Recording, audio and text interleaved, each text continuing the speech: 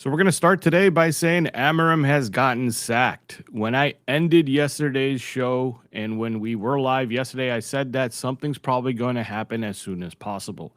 And I told you guys that there might be news before I even wake up, and it's exactly what happened. I was getting texts through the night. It was rough to sleep, to be honest with you guys. I didn't know what the texts were about. I didn't even check my phone. It was my girlfriend that actually shook me awake at 4:30 a.m. my time. It's 6:30 or 6:45 a.m. my time right now. So about 2 hours ago, my girlfriend shook me awake and said, "Your phone won't stop going off. Check it." And it was friends, family, like cousins. It was Andy from Footy with an Edge. Everybody was texting me throughout the night to let me know that Amorim has been sacked. So I did some homework, and we got to talk about it. So Amorim sacked just after 14 months now. And it looks like the whole problem is because of his playing style. They brought in a manager who basically let them know that he's going to play a 3-4-3 style. That's actually his system is part of the reason of why they brought him in. And his system is the reason why they're letting him go. It makes zero sense. It's just bad decision making from top to bottom. It's basically a little bit different, but still the same as the same United cycle we've been going through. And guys, let me know in the chat if I'm live, please. I don't even know if I'm live. I just started rambling. I pushed a button and I started rambling. Hopefully I'm not talking to myself. It's the same vicious cycle that United has been going on since Alex Ferguson's retirement. We haven't backed our managers in the right way. We've let them down in transfer windows. We've overpromised and underdelivered. And Shant, what's up, man? I'm actually leaving after this live. Like, I'm doing this live, and then I'm going to hit the road. So, no, I'm not canceling my trip because we have a bad board, a bad ownership, and don't know how to run a business. What's up, guys? Happy sacking day. Okay. Let me get back to what I was saying. So we haven't backed managers since Ferguson retired. We half back them, if you will. We kind of back them early on when they come in. Things start looking like it's on the way up. And then something goes wrong. And in this case, this is the first time that I can say that we sacked a manager while things were improving. I want you to think about that, even the Amorim outers. It's okay to be Amorim out. I understand why you'd be Amorim out. I get the logic behind it. But understand this. While the team is actually playing better and improving is when we are sacking this manager. We're not sacking this manager because of the play on the pitch. We might be sacking him because of his attachment to his system, sure, and then you could argue that that is the play on the pitch. But I mean results.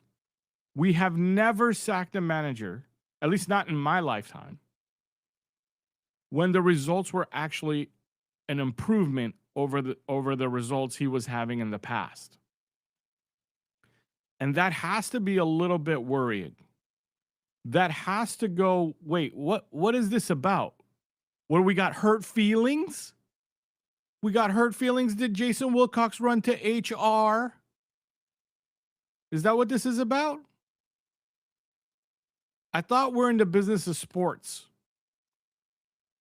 I didn't know that we can't take criticism from Gary Neville. And this is what worries me. And by the way, guys, I don't know if you've seen this, but the latest news coming out is that the staff at Carrington were shocked to see Amorim and his coaching staff leaving while they laughed and joked. They're laughing and joking. That man ain't worried or stressed. He knows he stood by his principles and he didn't do anything wrong. Now, some people are going to interpret that a different way. English media, uppity people, if you will, are going to be like, he didn't even take his job seriously. How dare he walk away joking and laughing when he just been sacked? You joke and laugh when you're that confident in yourself. That's not a bad thing. You joke and laugh because you know that what you did was right. You've got no like burden to bear, if you will. You've got nothing on your soul that's making you feel any sort of regret. You feel relieved, if anything. Maybe that's why they were laughing. Bro, life is about to get a lot easier for that man, not worse. Not worse. Life's about to get worse for us, though. Again, the team was improving. We were fighting for a Champions League spot. I doubt we'll be doing that moving forward. The players themselves right now are going to be full of confusion. Players like Mainu are going to feel justified or whatever. But then the players who were actually working within the system, players that were improving, like Casemiro, who's I haven't seen him this fit in years. Players like Luke Shaw, who I haven't seen this fit in years. Players like Aiden Heaven, who was doing pretty well under the manager. Players who were learning from this manager, they're going to feel a different kind of way. You're going to get some players like Xerxes and Mainu that might feel relieved, but you're going to get some players who are going to feel robbed.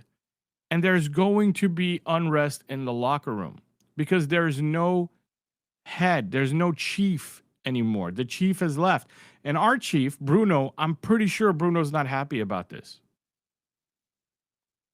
Guys, we've had some super chats that I've I am Titanium. Thank you so much for the donation, man. And Tokyo Musing, looking forward for your content. Still logically pro or against the next manager, but I can't with this club this season anymore. I feel so defeated. I completely understand, dude. I'm trying to keep it together myself. I completely understand. You basically saw the writing on the wall yesterday, to be honest with you. Like, I saw the writing on the wall. Yesterday's thumbnail said someone's getting sacked. I knew someone would get sacked, and the odds were that it was going to be the manager.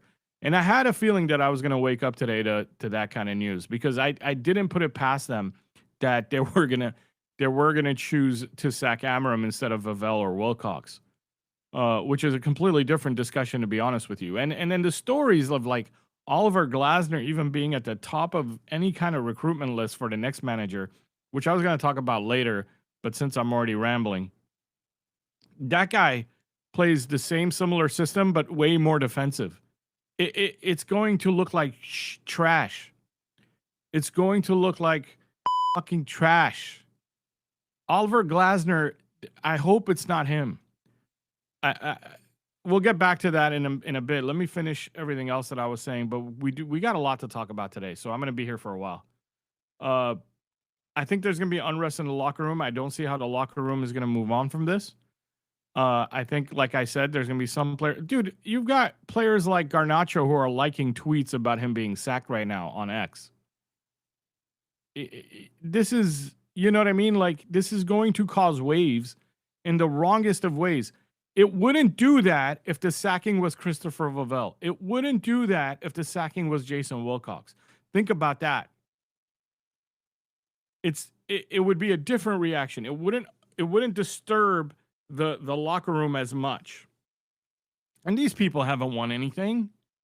They've never been in charge at their same position that they're in now and won something, whereas the man they let go was someone who took a team who'd been suffering for 19 years and made champions out of them. It's unbelievable. Ayush comes in with a super chat. All the spin doctors are combining last season's performance to downplay the fact that Amorim performed and achieved his targets this season. Exactly. I think that there's a couple of things that happen with Amorim that we've never seen before. We usually get a manager in and things start to go really good really early. You know, the new manager bounce. With this manager, we started from rock bottom. He came in and things got worse. And then he slowly started improving performances to get us fighting for a Champions League spot. I thought that was a better way to run things. I'd much rather see someone come in and things start off rocky and then he starts to build and build and build to a better squad. That's the right way because that's something that is more real. It has more substance behind that than someone who comes in, gets a little new manager bounce because some players who maybe have been sitting on the bench are now starting to get minutes. And then fans could be like, see, I told you that player was good and he should have been playing, which might be the thing that happens with Darren Fletcher. And as soon as Mainu's done with his injury and he can play again, maybe Mainu's on the starting lineup and we start winning some games and everybody starts saying, Menu. Ruben didn't know what he was doing. That's not as substantial as someone coming in and it starts out rocky and he builds his way to the top. That could be vibes. It could be not real. And then you get found out. And then things turn bad, and then we sack another manager. And the fact that Darren Fletcher is even an interim, don't even get me started over there. Like, I don't know what's going to happen, guys. I don't see us fighting for a top 5 spot. Like, no, how? How is Darren Fletcher going to figure it out? Tokyo Musing with another super chat. Thank you so much, man. First time locker room was behind manager who got sacked. Yeah, there's that too. I think that the majority of the locker room would have actually backed this manager. And I think that might be a correct statement. I have to think a little bit deeper, but I don't think that we've sacked a manager that had the majority of the locker room on his side. I think Tokyo's right there. It's unbelievable. And was he back? Does everybody here actually, is there someone, and I've seen this statement on X or Twitter all the time. The manager was back. We spent over $200 million on him. Is that all it takes to consider someone backed? $200 million? When you finish 15th and you need 7 players in your starting 11 and you end up getting 3, maybe possibly 4 that you can call starters, is that all it takes? I don't consider him backed. I don't consider that he was backed. I consider he was on the way to being backed. I consider that it was a nice first step, what they did. They showed that they were willing to back him. Sure, I'm not saying they didn't back him, but I'm not saying that they backed him fully. And then how do you come into a manager's office and start dictating tactics and formations? How is this like why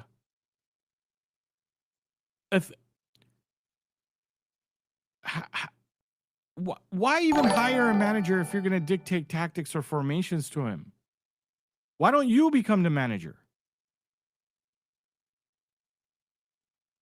You know what I mean? Like, why isn't Jason Wilcox now interim manager? Is he going to appoint Fletcher and then walk into Fletcher's office and tell him what lineup to choose and what the tactics are? Is that what they're looking for? Are they looking for someone for Jason Wilcox to play football manager with? Because that's what it feels like. It feels like Jason Wilcox doesn't want to be a manager, but he wants to play football manager with a real, actual football team. He wants to walk into the office and be like, let's start these play. Why aren't you starting these players? Why don't you play this lineup? It's unbelievable, man. Nightwing comes in with a super chat. Thank you, man. May get the no Bruno experiment soon. Oh, I think Bruno leaves. I don't see why Bruno would stay. I think he was already not too happy. And this just okay, it's time for me to move on with my career. If I was Bruno, I'd leave. And unfortunately, now that this happened, I don't want Bruno to leave. I want everybody to listen to me because you guys who've been here know me. And you know where I stand on the Bruno thing, especially if you've listened to Three Devils podcast. But now we need Bruno. And he's going to leave. Now I don't want Bruno to leave because he's the only stable force in the squad right now. The next manager is not going to be a stable force. The next manager is new. Bruno's the only glue to hold this thing together if he wanted to, which I don't think he wants to. I think he's fed up. But now's the time where I would sit there with Andy and tell him, I hope Bruno doesn't leave. I need someone to hold this thing together. I just don't understand the problem they had in their meetings. I just don't get it. I don't get at what point did Jason Wilcox thinks it's okay to walk in and tell the manager who specifically told you he's going to play a 3-4-3 that maybe I can tell this manager to play something else. I don't understand when that became a thing. Guys, if you're waiting in the lobby to come in, I'm going to let you in about 5 more minutes. I just got a couple more things I want to go over. So I appreciate it, Shaylin, Arake, and Helga. I appreciate it. I'm going to let you guys in a couple more minutes. I just got a couple more things I wanted to touch on before I let you guys in. The Amorim outers, man, I got to speak to you for a second. This isn't the way to do it. This is not the way to do it. It makes zero. This is all about petty disagreements while a manager's performances are actually getting better. He hasn't lost a game in a while. His record is not a losing record right now. And you're letting the guy go. This makes no sense. So if you're an Amorim outer, you should be as pissed as me at your owners and at your board. Let's not point the finger at the manager. Let's point the finger where it belongs, where it needed to be pointed for the last decade. Let's keep the focus on what's wrong with this club. And guys, pundits like Jamie Carragher, like Gary Neville, are going to toot their horn right now and act like they know what's best for this club when they couldn't manage themselves. Like, neither one of those guys can manage a football team. Not a single one of them. Shaylin just came in with 10 gifted memberships. Everybody in the chat who got a membership, thank Shaylin. Let him know. Thank you so much, Shaylin. Thank you from me too. Let him know you appreciate him. It's a really, really big deal. I'm gonna make a lot of member videos after this week. I'm going on vacation this week. I'm going to Las Vegas to spend some time with my family. My parents live out there, and I'll be back next weekend, and we're gonna make some. I'm gonna make some member videos I got planned, and then, bro, when it comes to tactics videos, and I know you guys like that from me, it might be a while because I don't know unless somehow Darren Fletcher comes out with some really interesting tactics that I'm gonna want to dive into. I don't know if there's going to be anything other than rudimentary stuff to talk about in our upcoming games. That makes me even more depressed, to be honest with you, because I am a tactics geek. I am a football geek. I don't know if that's what we're going to see moving forward for the rest of the season. It's really upsetting. I think I lost my train of thought because there was a couple other things I was going to talk about. So I'm going to let some people in. Let's let Shaylin in. Let's let Helga in, and let's let Araka in, and let's see what we can get. Let's see what kind of conversations we can get going. Where is my... There we go. Hello, everyone. Hey, Semeex. Hello. All right. So, where do we go from here? What are you guys thinking? How are we going to cook? Look, man, to me, it's the same vicious cycle over again with a new name like Sir Jim Ratcliffe to point a finger at. For me, this comes down to money. For me, this comes down to dollars, profits, money, owners who don't want to spend, owners who say things like, we're going to stick to a system, a style, we're going to move forward and build something. And then they find out, oh, wait, how much does that cost? Oh, no. Find a different way to do it then. Like, I could do that. I could be like, oh, hey, I want a new car. Like, I want a Porsche.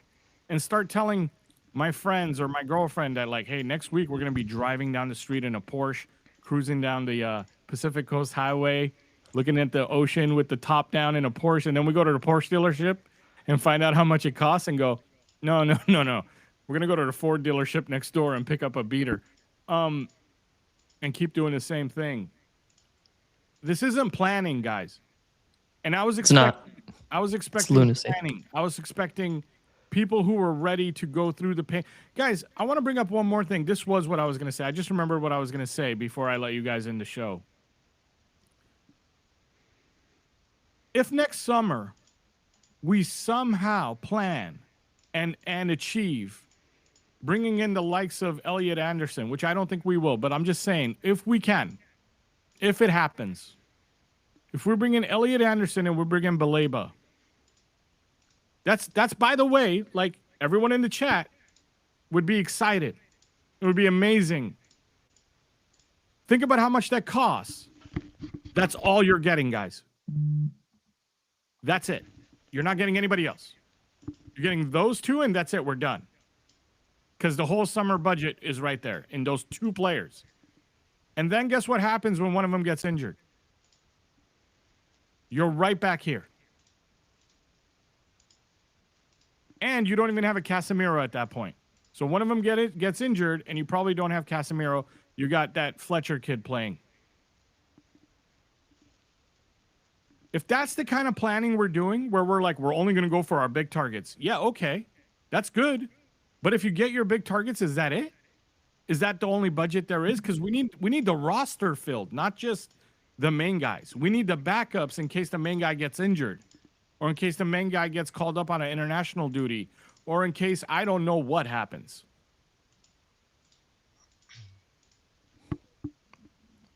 Semeex, I think I'm gonna have to go in about 10, 15 minutes here. Go so for let it, me Shaylin. Say your piece. Yeah. It's a big disappointment to see this, but it just clearly outlines the fact that there is no coherent or cohesive strategy that they have. I think your average Joe off the street could probably do a better job than Omar Barada and Jason Wilcox in their position.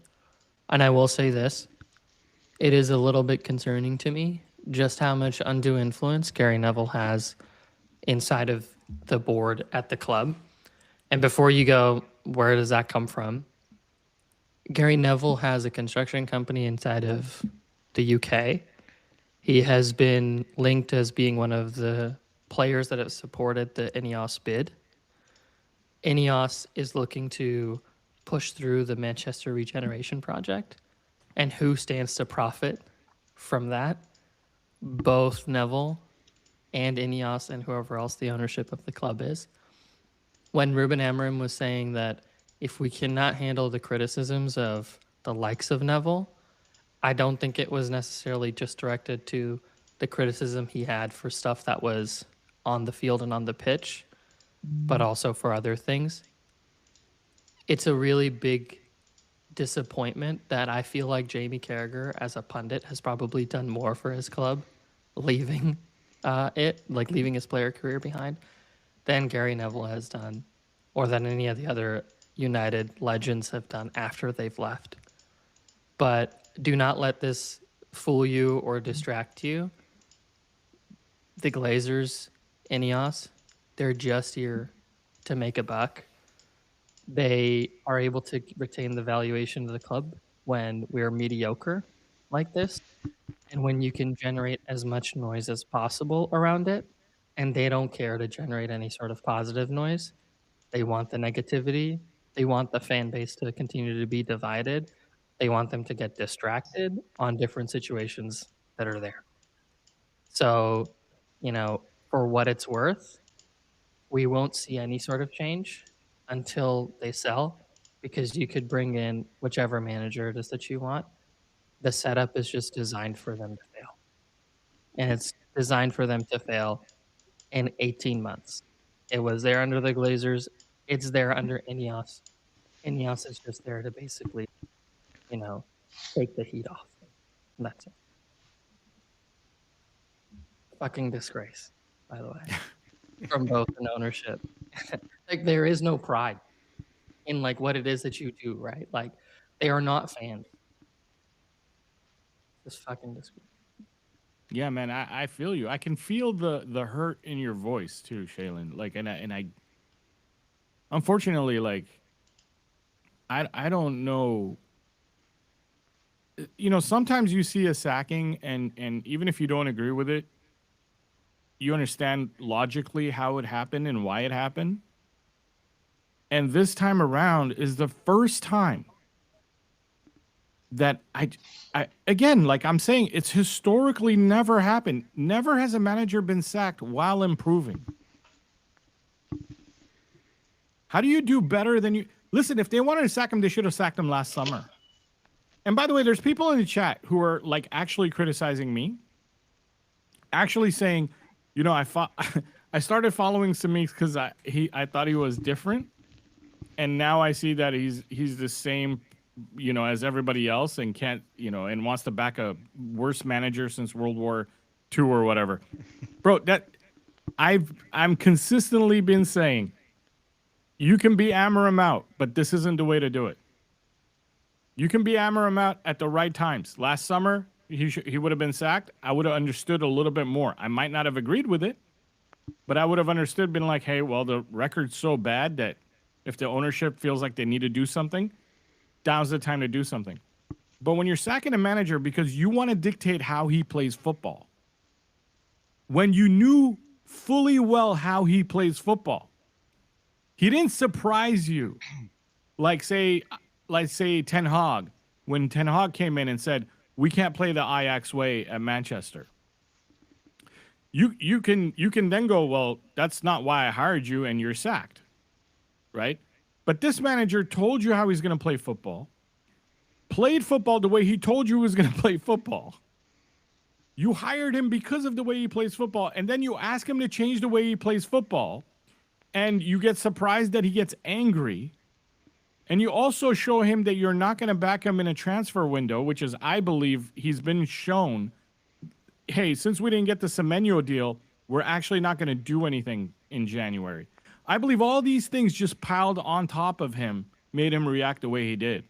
You know, it's what's crazy to me is Jason Wilcox has just followed the career path of every successful white guy. He just failed upwards. I don't think he's actually worked hard to get to where he is. He's just known people because he was a player. And then people are giving him this undue level of influence. And they recognize that there is no setup. They've just, what they're really good at is PR. They've managed to blind people as to like who they were for, I'll say, the better part of 18 months. And like, as much as I hate to say it, you were right. Nelson was right. All these people were right. It's all because I just wanted to see the positive and maybe what the direction it is that we were going, because it was exciting to me. But they've completely like destroyed any excitement for this club. Anyways, apologies, Semeex. I do have to get going. Thanks for giving me a bit of free therapy. Thanks for coming on, man. Thank you for coming on. I want to say that I do have a positive twist that I'm going to hang on to and for a little bit later. So for the guy who commented that I'm the same as everybody else, hang on because I do have a positive twist to it. But first, I need to get I need to get all the real feelings out. Not that the positive twist is not a real feeling. It's actually a negative to Enios, but a positive for me. And we'll get to that. Helga, I know you were waiting to. I don't know how to say your name, man. So if I'm saying it wrong, let me know. But you were waiting to say something. Go ahead. Oh, You have the floor. yeah, no, no, you're saying it good. It's Helgi or Helge, so it's Helgi. good. And yeah, Helgi, it's the same. And as you may hear, I'm Norwegian, so apologies for a little bit crooked English at sometimes, but I just wanted to like reiterate kind of some things that you have been saying, because isn't it funny that actually if it's talking about nationalities as well, we had Van Gaal, we then sacked Van Gaal and got Mourinho. We sacked Mourinho in the December and we got an interim, and now we had Ten Hag, we got a new Portuguese and then sacked him for an interim. So we actually did three things the same times over again. So we're just repeating cycles, like how literal you can repeat a cycle. It's kind of funny, and I think it's funny that when people talk about plan and stuff, uh, imagine sitting in the boardroom in November, and they're saying, okay, let's get a three at the back coach. The plan is to not back him and not get wingbacks, not get athletic midfielders, even though the team needs, even if my mom was the manager, we needed a midfielder. That has nothing to do with system. Uh, and the plan was then to not back him, not get wingbacks, not get central midfielders, and just see how it goes. And if it goes shit, tell him to uh, change the system. And that was the plan.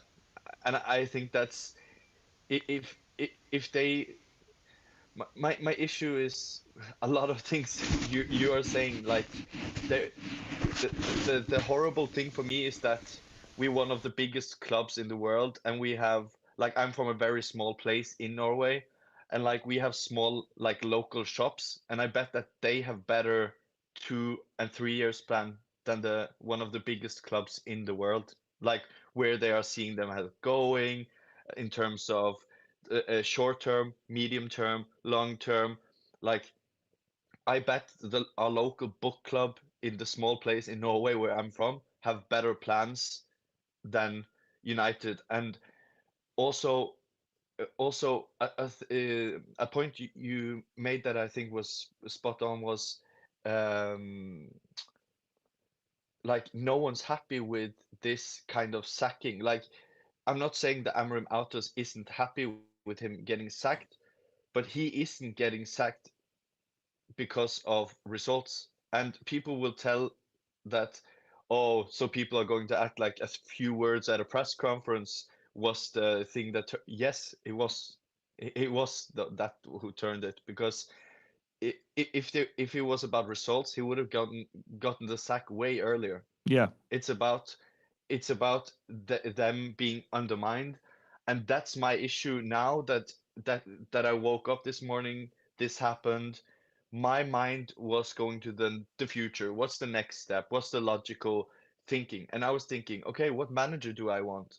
And you start thinking about an issue that is a very good point, and I want to kind of give that issue to whoever's next talking, or you or whatever, because I think it's such a good point, and a horrifying point is that the best managers, right? We want the best managers at our club, but the catch 22 of that is the best managers won't be a head coach. They won't be allowed to be told by imagine Conte coming in and Jason Wilcox telling him to do tactics. He would say piss off. We So wouldn't even talk so to so Conte. We'd be too scared. no, no. So that's my issue. That the catch 22 here, guys, is that in Real Madrid, in PSG, in Bayern, in Pep, Klopp, whatever, the best managers, the successful ones that wins Premier Leagues, La Liga, Champions League, those are none of them, not one of them in history of the sport we love, football, has been a head coach. Not one single successful has ever been a head coach and won something. Not one. So my issue is we're in catch 22 where people talk about Emery, talk about this and that. We won't get the best managers because the best managers won't buck down to whatever Wilcox and those say, which means we will be competing against clubs who have the best managers while we have a worse managers with Wilcox, and that's my Yeah. kind of how do you say it, sobering moment, that we can't get the best managers to get us where we want because our club actually don't want to deal with the best managers. And so that, I'm going to finish up with that, but I think that is a sobering, really, really scaring moment, because we know that whoever takes the job, they will say in the job interview, you are signing to be head coach. Are you clear? It's the hierarchy that going to, so if you blah blah blah blah blah, that is going to be in the job interview, in the job description, before they take the job. So they know that they can say anything bad about them in the press conferences. They just want to, whatever place they get, who they sell, what formation, whatever. So you have to sign here to be a puppet, and that's me. Mic drop. Yep. Perfect. Thank you so much, Helgi. That a lot of good points. You brought up a lot of good points there, which we are going to touch on because I do want to talk about the future and managers coming in. Arake, you have the floor, man. What do you want to say? And by the way, remind me how to say your name if I'm saying it wrong. No, you're good. Yeah. So like, I feel like they come in, buy a used car, they do a paint job, the forwards, but they don't change the tires, or they don't change the 46-year-old motor inside, and of course it's not gonna run well. And for the rest of this season, I'm gonna be a Semeex watcher, actually, and I'm gonna laugh if we just fall down the table. I'm still gonna love the club, but I'm not gonna love how they have done this. And You're you're not gonna the take, only one that feels that way. A yeah, lot of people feel like they're actually going to enjoy watching us get worse, yeah. I think we're gonna which do that. is a shame. Like I hate that. I hate. It's like because I love this club. I really Yeah. do. Like I'm mad and I'm angry, but I love this club. Mm. I've loved this club for a very long time. It's the only club I'll watch, no matter how fed up I am of like just watching sports, because I watch a lot of sports of all kinds. But no matter how fed up I am, and when I just need a vacation from all sports, I still watch every Manchester United game more Yeah. than once, most of the time. Same. Like I'm quite a new supporter. I joined when Erik Ten Hag joined, so that's when I started. So I have just seen the bad stuff, but I've been to Old Trafford. I've been like soaking in all the history and all that stuff, and it took me about Arake, if you want to switch at this point, no one will hold it against you, yeah, I brother. know, but Yeah, I yeah, think yeah. We It's are we better are we are for your far too mental gone. health. For your mental health, I totally understand, man. yeah, but this actually took me out of a bad mental health, so that's why I love it so much. So I still gonna like I said, I'm still gonna root for the club, but I'm not gonna root for the management Yeah. because I want to talk a little bit I want to give some people credit here who've come in with some super chats. Ernest came in with 2 super chats. First one saying, "Today's the day I finally agreed that the next time I see my team win a Premier League again, I would have had great grandchildren by then. This is BS." I Am Titanium comes in with a super chat saying, "I am not cutting my hair until MUFC keep a clean sheet," which is, you might actually get that. Fletcher might come in and bunker down and play, sit back and counter football. We might get a clean sheet in the next game. It might end 0-0, it might end 2-0, we might win. I don't know if that's such a tough shout, let's say, because I don't think Fletcher is going to come in and play marauding like a exciting football from the first day. I just don't see it that way. Maybe, I don't know, we'll see. But I apparently think does that in I think away game. if you want to put down a bet that you'll never lose, you can say I will shave my head bald the next time Manchester United have a manager who is the manager for 4 complete seasons. And I bet you'll never have to shave your head bald. And here's the one thing you guys need to understand, that all modern day it's kind of flipped on its head, because there was a period when Chelsea was winning where winning teams had a new manager every 2 years, because that's how Abramovich operated, right? But now came the time where Klopp, Arteta, Pep, the people who are challenging for titles most often are the managers who are getting to sit there for a while and build their teams. This manager would have been challenging for titles in 1 or 2 more seasons if they backed him properly. I really believe that. Same. Rishi, what's up, man? Thank you for joining, Rishi. I heard you. I watched. I listened. I'm not gonna say watch because my eyes were closed, bro. It was so early. It was like 4 a.m. And I listened to your live with Andy earlier. I could not get out of bed to try and join you guys, no matter how much I tried. I had like 3 hours sleep when all this was happening. And at first I remember like, okay, I fell asleep while listening to you guys. Your voice is soothing, Rishi. No, but I remember you saying on that live how shocked you were. You were still not like you hadn't early on in that live. You hadn't like come to terms with what had happened yet. You were in shock, really. Like you were still making jokes. You were still, because again, it's shock. Like you have to deal with it in some way, right? How do you feel now? It's been a couple of hours. You've had time to digest. I'm just sad, dude. I'm just sad because this was the first manager post Sir Alex who had given me some hope. And I'll keep it very simple. It wasn't hope about, oh, it's a great style of play, because you say stuff like that, everyone's going to come at you with the stats about how few games he has won, and how we couldn't manage to beat like the worst Wolves team ever.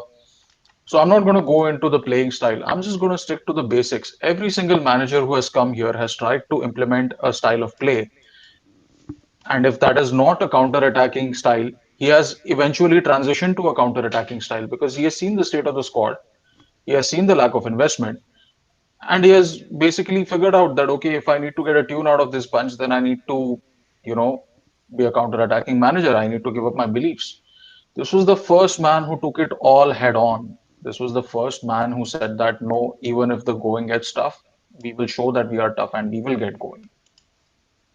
And I swear, Semeex, like we were just at the cusp of breaking away from this pack and merging with the bigger group, like with the top group, right? Like the three or four teams that are kind of starting to break away from the rest of the league. We were just on the cusp of that. I don't know what happened, and I mean, I kind of do know what happened. Basically, the manager said that, "Are you idiots going to invest in this squad, in this dying squad?" And they said, "You know what? We had a tenner set aside for Semenyo, but he's not coming in. So, we're not getting another player." And he said, "Well, he's decided to go elsewhere. You have that 65 million lying around. Why don't you invest that in a midfielder?" And for some strange reason, they said no because that money was meant for a midfielder. And I'm like, I'm still on the cusp of that shock and sadness, dude. Because the more I think about it, like this manager was special, man. Like I don't care what people come at me with. This manager was special, just the way he played the game. Like you could see that there was something good there. He was at least a season ahead of everyone else. I'm not kidding you. Next season or the season after that, you're going to see at least 7 or 8 teams that play with the back three. And one Oh of yeah. Liverpool, Arsenal, or City, one of these three teams is going to be heavy on a back three. In fact, I'm pretty sure Liverpool planned their squad thinking that they're going to play a back three. They just couldn't get We're Gehi through. talking to Oliver Glasner, right? I mean, the stories are Oliver Glasner, so we're probably going to bring in somebody who's going to play a back three eventually. They just Yeah. basically they want someone who knows how to play a back three, but will listen to them if they don't want to play a back three any day they Yeah, want. they don't want Right? lip. They don't want lip. They, they want someone who's just going to shut the hell up and do their job and sit in their place and do as they're told. These people do not deserve to be in a position where they tell people what to do. You Rishi, look at all of these people. Yeah, go on, Helge. yeah, I just wanted to ask you because I think you're spot on because the Helgi, is future there of any way you can turn your with mic a up a little bit yeah, I'll, or get closer to your microphone? Oh, you're using oh, can you headphones. hear me now? Can you hear me now? Can you It's guys hear better. him? Anybody in the chat, let us know if you Yeah, guys It's can can you hear hear me him. it's now? better, yeah. If you could speak for a Okay. bit, then we'll get a better idea. Yeah, okay.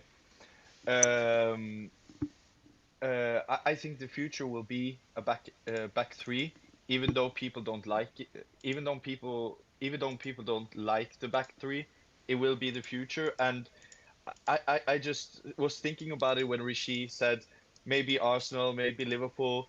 I was thinking, wouldn't it be funny? I wouldn't even be shocked if City appointed Amorim after Pep because they got Shirky and Marmoush perfectly for that 210 behind Erling Haaland. They got Semenyo. They got the perfect squad for it. I wouldn't be I'm thinking about Hugo Vienna, the sporting director who we all know is the legit the best friend and Amorim. I think they're neighbors in Manchester or Yeah, Salford yeah. or So whatever. Helgi's saying I that wouldn't I'm be sorry, man. shocked. It's just so low that even in my headphones I can Okay, barely hear you. So I'm just gonna okay, basically say your point for you. Helgi's okay. saying that like he wouldn't be shocked if Amram ends up at City, and that City's squad is actually almost perfectly built for Amram, and the Hugo Vienna connection where they've worked together at Sporting before. It just wouldn't surprise anybody that if. By the way, like here's what I agree with. If this is Pep's last season, which it could be, Ruben Amorim's name would be one of the candidates. And And here's the problem. I think if he took over at City, they'd probably win the title. And then some people will say, like, Yeah. oh, it's not because Ruben Amorim's good. It's because their squad is so good. No, it's because of both. There's no, like, that's the whole point that we've been trying to make all season, all year, all my life. A manager is only as good as a squad, and a squad is only as good as the manager. But sometimes, if you have a really, really good squad filled with like half of your players are smart, you don't even need a good manager. Yeah. Like, no one talks about how big of an effect a coach has on the team. Like, it's not a two-time effect. It's some percent, mostly 10%. Like, That's right. Our team is as bad as we think they are. Because Ruben Amorim, I think, has gotten them a lot better this time of year than last year. And we have seen improvements, and we have seen patterns, even if the in and out brigade don't see it. Like, and we haven't had patterns in years with this team. So of course it's going to be hard for them to execute that in the beginning. Like, and also we have a team that is psychologically weak, and getting rid of that weakness is going to take years of time with success, and we will have the rearing of the heads long time after this. So, like, I don't understand how people can think that it's just going to be a quick fix every time. It's never going to be that. Yeah. No, I agree. Okay, Vabs, let's give you the floor, man. I know you've been waiting patiently. Vabs, what do you want to share? Yeah. What do you got to say? Thanks, man. Am I audible? Like, is my voice better? Yeah. So I was thinking, like, when Rap Planning said, like, we need an open heart surgery. So our dressing room, the basically the players were so egoistic, so driven toward the money and followers and all those outside the field stuffs. So we needed a strict teacher, a manager. Maybe Rishi might follow up with me here. So when we had a strict teacher in our school, so most of the students used to be very disciplined in line. So somehow we got that out in Amorim. So he's kind of that. He doesn't give f about any players, their mindsets. So that's why we saw like the Rashfords and Anthony. So he kicked them out, even the Sancho. So we had that, just the difference, small difference between Amorim and let's take an example of Conte or Jose Mourinho. Is like these two managers have proven until now Amorim has not been proven that. So there is no solid backing by our fan base also. So if he had a kind of little bit pedigree of that, so I don't think so the board has had any kind of guts kind of thing, like you have to play in this formation only, for 3-4-3 is not our plan, and but apart from that there is no reason why he had to be gone. But if we are looking into future right now, we need the same kind of person. We don't need an S-man. We need Yep. Yeah, that's a good point. That's a great point. So you're basically what you're saying is you don't want a yes man. You don't want someone who's going to come in and let Jason Wilcox dictate how the football is going to be played. Exactly. Otherwise, if that's the case, then Jason Wilcox should just be the manager, right? Like, yeah, or maybe Neville can come back and manage, because he is too much fond of 4-3 formation. Correct. Okay, so that's what I my want to take. do, because I have some people waiting to get in, I'm gonna let some people off the panel, Sure. if you don't mind. I will drop off. Yeah, Semeex, I'm gonna bounce. I'll be on the stream. I'll be listening in, but I'll let other people come in now. Thanks, Yeah, I will Rishi. drop off as well. Thanks. All right, yeah. Subtype, let's have the stage, buddy. What do you want to say? Yeah, I mean, obviously disappointed. Wanted to get something off of my chest before I go with my day and resume work. Just disappointing, whatever has happened. I mean, the trigger happy fan base and the owners, they got their wish basically. But like to be very honest, I just want to highlight. I wanted to note it down or bring it across, maybe in different forums as well. But what has Ruben Amorim done for this club? And for Ineos, basically, who are very selfish. Ineos literally gave, Ruben Amorim literally gave you two of your dead investments back. They have some market value now, and those two investments are Mason Mount and Luke Shaw, who are like bang on. Like few years back, no one in the fan base was actually even thinking about them because they were injury prone. But Ruben Amorim actually solved their injury issues for you. If you go out in the market, they'll have some value now. He literally turned your 1 million investment in Eden Heaven into a 100 million defender. Tomorrow, if Barcelona comes in for Eden Haven, they'll have to pay top dollar for that. So I really do not. This fan base doesn't deserve positivity. These owners doesn't deserve positivity.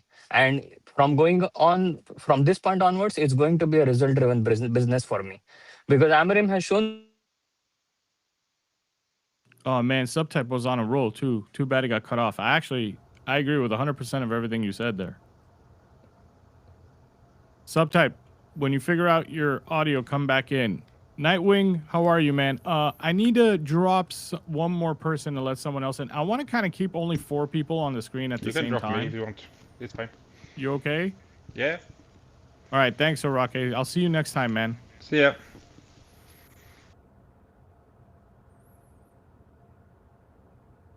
Nightwing, you there?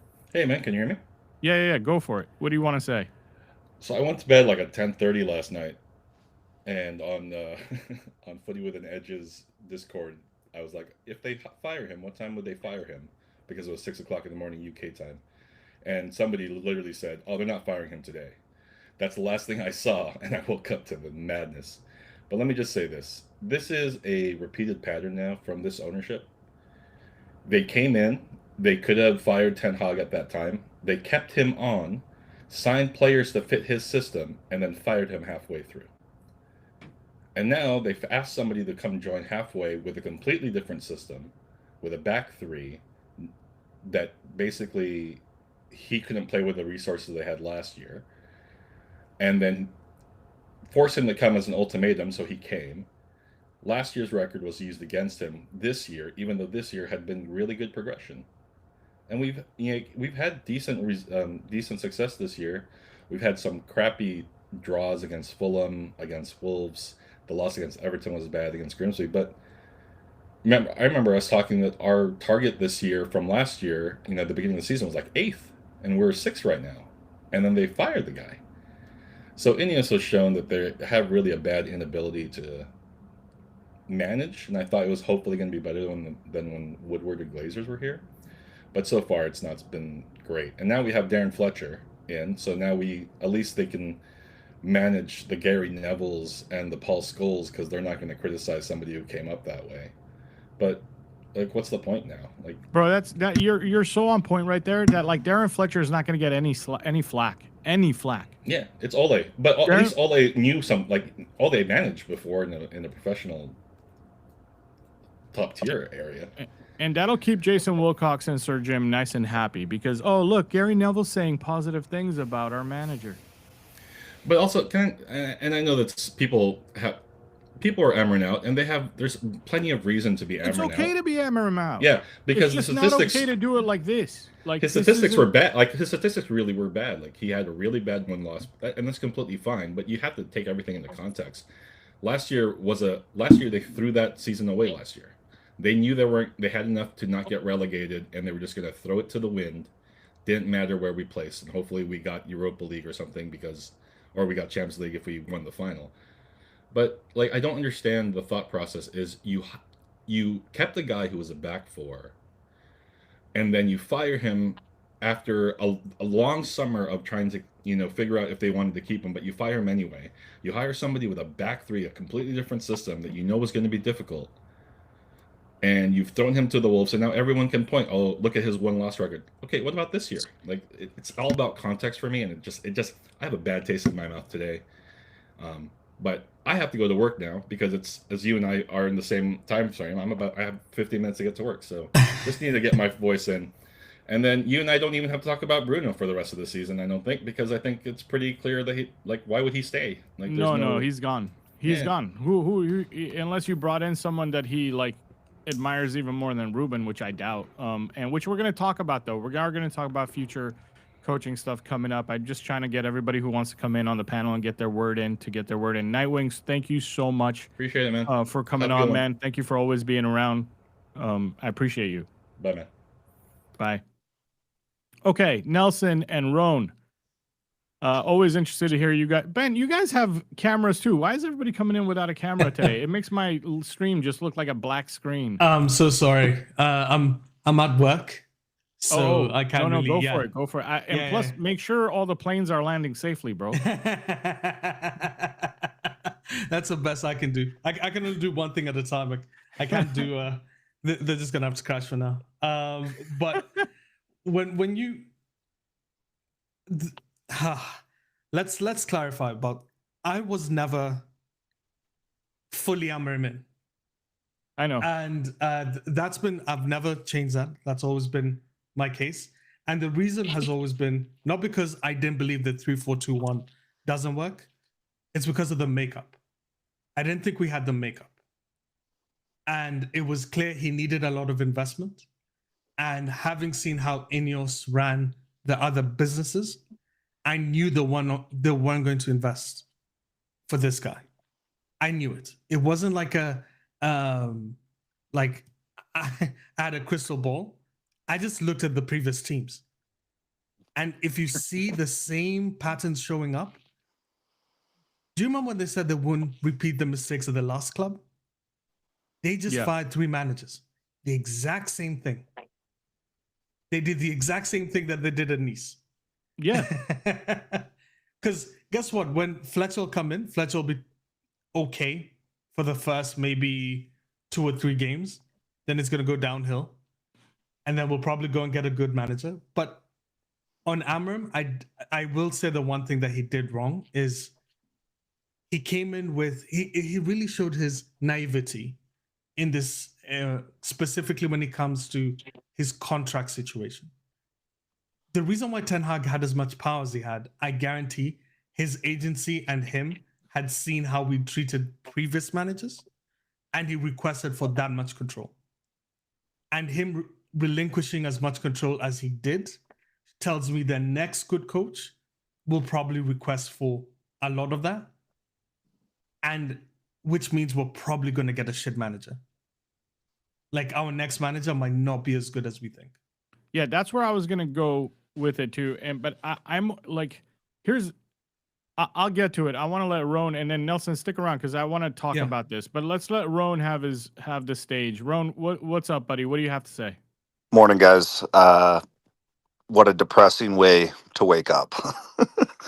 I mean, a lot of great comments from everyone. I think the number one thing Ruben Amorim did wrong, which is like pretty clear now, is last season he should have made tactical adjustments to play a 4-2-3-1 or whatever when the results, you know, 100%. when we essentially threw away our season for Europa League. Like, the pressure, like he's Ruben Amorim is so built on his philosophy, and he's such a football person that, like, when we say he's naive, like, I totally understand what Nelson's meaning, but that's really what we're saying, right? Is that, like, because it's just grilled. His entire tenure has been here. It's been about, like, his record, his overall record, and he didn't help himself. He was willing to sacrifice the results and make himself look poor for, like, the longer term improvement of the team. And the ironic part is, like, he wasn't fired apparently for his results, right? He was fired for the comments about the club and whatnot. But it's just like they're gonna spin that though. You wait until all the publications like get their stories straight, and the story will come out that, you know, they didn't see much improvement in his performances, and that they asked him to be flexible and change his playing style, and he got angry, and they'll make it all about him. Like, don't Yeah, worry. 100%. It's just incredibly, like, if you've been watching the club or been following the club for a long time, like, you just know that's not true. That's the problem, right? Is like it's very clear what has happened, and like that's the frustrating part. Is like fair enough, like results in terms of the long term weren't good enough, but the evidence of progress was there. Like it was so clear how much we had. Like Ruben Amorim, this was the first manager. I mean, to be fair to Ten Hag, like Ten Hag we had clear patterns of play and stuff.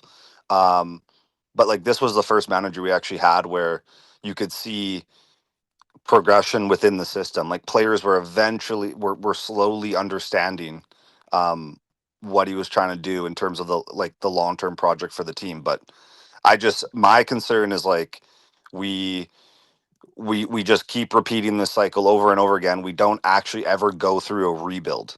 Like like it doesn't make sense to fire him in terms of like we hired him.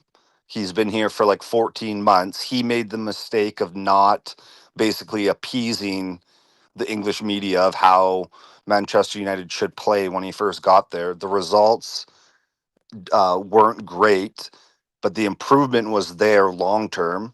And then we back him with signings. We need more. He doesn't get it, and then they fire him because they don't like what he says. It's it's very like we will not succeed in the long term. Like this is not a proper rebuild. We're gonna have the end of the season. We're gonna definitely lose Bruno. We're gonna lose a lot of these players. We're gonna be back in square one where it's gonna be about identifying how we want to play and everything. When we could have finished in Europa League, and we could actually then progressed from there, which is it's just incredibly frustrating. I think it's just a huge mistake that's happened. So.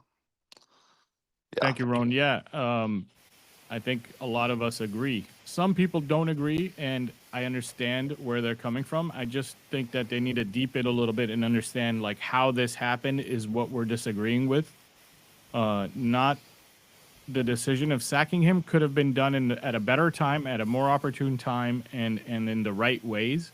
This is sacking a manager for telling us the truth, which is not ever a good thing. Guys, I gotta say this though, Helgi, I think I'm gonna have to move you on because you're the one who's been on for a while, because I got like six people waiting in the background. That's okay.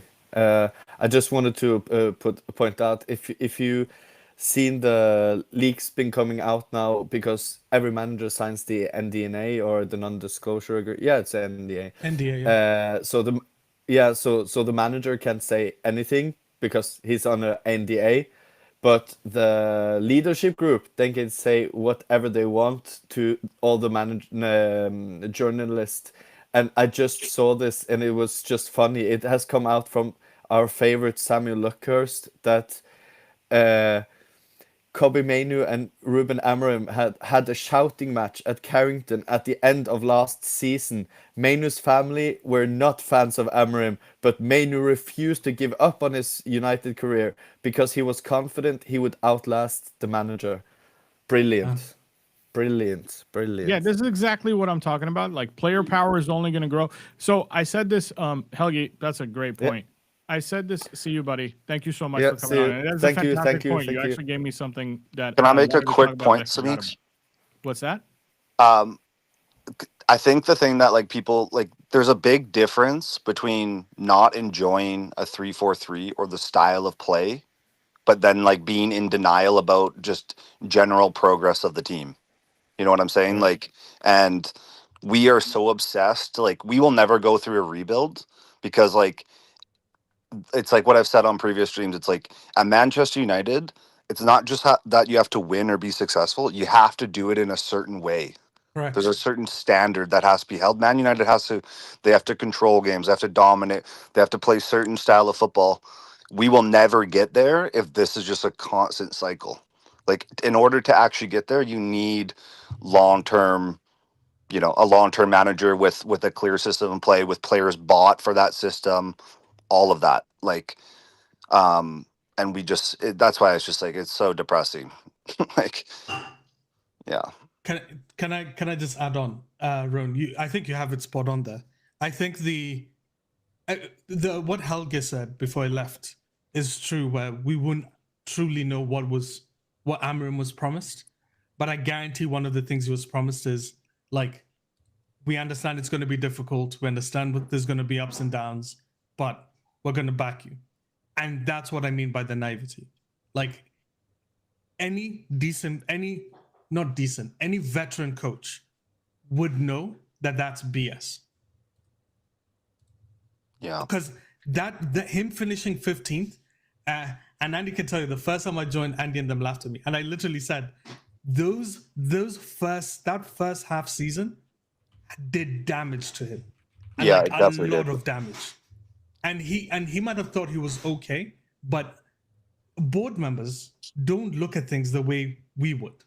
Board members are just looking at the stats that are being put in front of them. And if they see that our win rate is still low. Nelson, hold on a Yeah. second. This has nothing to do with performance, bro. This Yeah, was that's why I disagree. I think it does. Hold on. This is two schoolgirls falling out with Ruben Amorim, and the club deciding to pay 10 million to sack him instead of spending 30 million to go get an Ederson. yeah. They said we're not going to get any midfielders for you. Okay, and guess what? Who the next top manager is linked to us? It's Oliver Glasner. Okay, and we will never listen. History will look very poorly upon Ruben Amorim. That's Yeah. a fact, because the results is what will matter. We'll forget all of this nuance. Maybe But you he and I did will that. remember. No, here, hold on, Ron. And what's going to happen is the next guy is going to come in. Ruben Amorim's already dealt with the shit show that we needed to go before we bounce back to the top. And now the next manager is going to be successful, and everyone's going to say, "Oh, you know what? Ruben was actually crap." Yeah.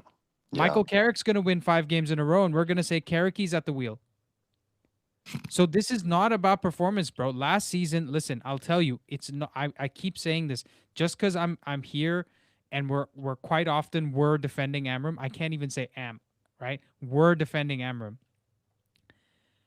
We are looked at as people who think, his shit doesn't stink. No, bro, he's made plenty of mistakes. I'll tell you, the Europa League final was a big impact on him because we didn't get the Champions League money, right? Those things matter. I get it. Mm-hmm. But we were going for the Europa League. That's why we finished 15th. So it's not like the Premier League performance has anything to do with it. It's the fact that we lost one final to a shit goal between two shit teams. And we had Onana in net. Let's not forget that. And I will still maintain, when Ruben Amorim came in, that was the worst squad we've ever had since Sir Alex Ferguson retired. And then in the summer, we got rid of 5 attackers. In my video that I made about Jamie Carragher, I said 4 attackers. I forgot about Højlund. We're just in the middle of a rebuild, and we've canned it. And he's gone through the Like, toughest it's- period of the rebuild. Yeah. He's gone through the toughest period of the rebuild, and he's been sacked not even because of performances. Because Nelson, you're saying they look at results, right? You're saying the board looks at results. Bro, this season we were killing it with the squad. You yourself have come around on where the squad has been and where it is and how well Amorim's doing with it. Because we've had all these injuries with AFCON, all of that shit. We've had the third best underlying numbers in the league. We are still third for XG, missing Bruno for 4 games. Can I specify, Andy, why it definitely is performance based? Because I think you're missing the bigger picture that what they were talking about. I think the clear thing was why they kept referencing the 4-2-3-1 was being referenced in the summer. We already heard, guys. Whenever you hear people like Rio Ferdinand start talking about it, that's from the club.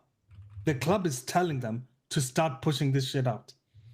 And the only reason I'm saying that is the reason why they kept saying we need to start discussing. It's true. Rio's being fed what to say. Yeah, I he's think being fed. We Well- had this with Ten Hag. We had this before that. Every time, if you remember, Andy, I've been saying this clearly. Like when Sir Jim came out and said we should be the 4th best team in the country with the squad we have now, I believed what he said. I believe whenever I hear Rio and them talk, I'm like, that's them being fed, No, but- whether we but like it or not. Nelson, I don't mean to keep cutting you off, but here's the thing, right? They have made it clear. In fact, credible reporting since this has happened has come out that they wanted Europe. They weren't. Yeah. He said top four. I hear you, but he's supposed to say he's supposed to set the goals higher than where we are. If he just says Europe, we're gonna fall from there, right? So going back to his statement, bro, he said all kinds of crazy things. He said Amorim deserved 3 years. Where's that?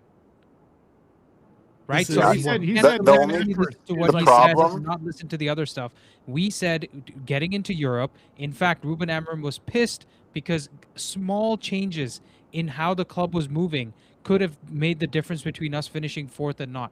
Because how many games have we gone into, even since Bruno got injured in January, for us to not be linked to anybody? One or two players here or there can make the big difference for us. In the summer, he asked for a midfielder. He got Sheshko instead. He didn't even get the striker he wanted once he decided, okay, you want to get me a striker, get me Ollie Watkins. He said, get me Gyökeres. We didn't give him anything he wanted. So that's the point I'm making, Nelson. I'm not saying that they didn't want a 4-2-3-1. In fact, Can- let's get into the reason they wanted the 4-2-3-1, which pisses me off as well. The reason they wanted the 4-2-3-1 is because it was going to cost them less money to get Yeah. maybe a difference of like 5 or 6 points. Can I just And say also- thank the you reason for they the wanted super it. chat to Oh. DVO66? He says sack before Leeds could be true given his mood in the press conference. I think they had already They've started confirmed it. discussing Sam sacking Wallace him. Yeah, they confirmed confirmed it. it already. I think they already had discussed sacking him before the Leeds game because I think that's before the Leeds game is when that whole problem happened with Jason Wilcox telling Amorim how to play. So yeah, I do believe that. And then I want you guys to know that Can like I just, even if can I you just preface something, by the way? I need to say this out loud. Nelson was right about Ineos. I know I'm going hard at him, but this is how we normally talk on our Oh, yeah. channel. no, I'm super disappointed in Ineos because I was one of these like I was convinced part of with the whole Amarim tenure is that this was a long-term project and that like I think Andy was on your stream like last week saying that I didn't think we were going to get anyone in January. We were going to go big in the summer.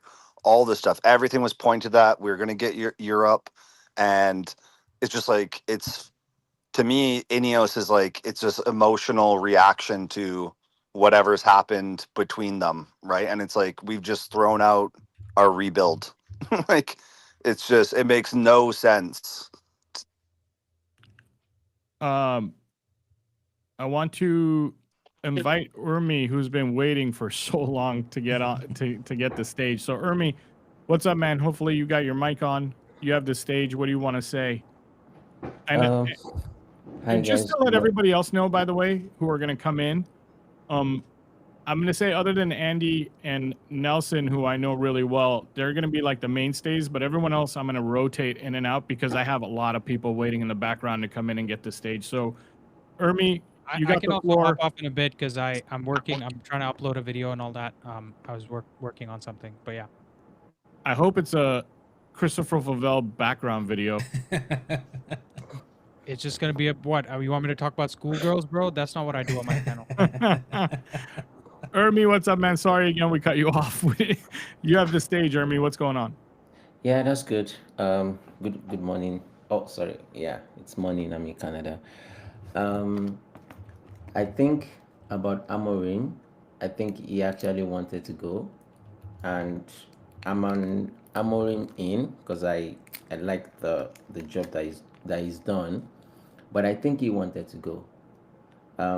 There's no business that you have in life if you're a business owner that your main guy, your main sales rep or something, comes out and challenges the board, and then you expect the board to just say, "Oh, I'm still just gonna keep you." It doesn't work that way. It's the same thing, if a player comes out and calls out the board or something like that, or calls out the coach, we expect there to be a result, to be a reaction. And so I think Amorim wanted to go, and that's just the notion that I wanted to correct, and that's why I joined the call. I don't think that.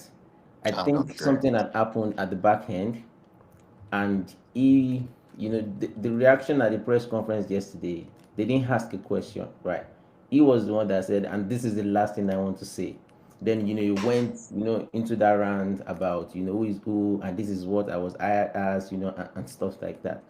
So I think at that point he he forced the hand of the club because he wanted to go, and the club had they had no option. They just had to let him go. It's not, if they had left him there, people would be saying today, oh, the club is weak. You called out the club, and now you see the manager, then it looks as if he has power, more than every other person at the club. So I think he wanted to go, and I think it's fine. It's not good for Man United because then we start the rebuild process again. You have to look for a new coach. Most likely won't play the same formation as Amorim has played. Probably different system. So yeah, but I think he wanted to go, and there are reports today that when they were leaving Carrington with the coaches, that they were smiling and stuff like that. Uh, Hopefully it works out for Man United, but yeah, that's my thoughts.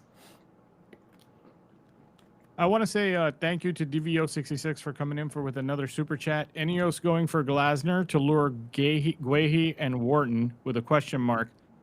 It's an interesting idea. I don't think that's the only reason they would go for Glasner. I think they just want to keep the 3-4-3 project going, which is completely insane if you think about it, because they just let go of a manager because he was unwilling to not play the same system that they're We're not they'd getting be a recruiting three-back for manager. Glasner. But although I know Glasner is open more to adapting and playing different systems, but does that Glasner appointment also mean they have a better chance of signing Guehi and Wharton? Maybe, and maybe that will play a role in their decision making. The other person who came in with a super chat was Rishi, saying it's clear from all the initial briefings Wilcox was meddling into formation and tactics too much.